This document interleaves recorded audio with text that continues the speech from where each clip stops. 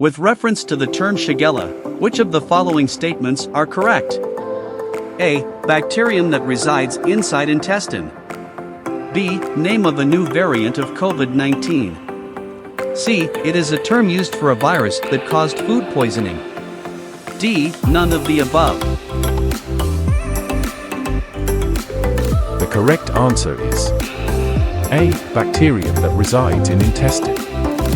Shigella is a genus of bacteria that is gram-negative, facultative anaerobic, non-spore-forming, non-motile, rod-shaped, and genetically closely related to E. coli.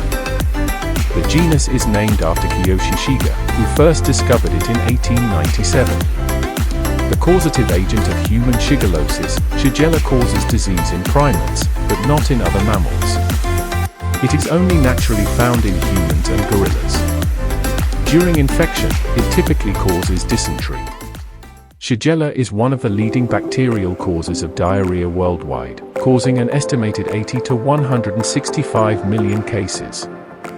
The number of deaths it causes each year is estimated at between 74,000 and 600,000.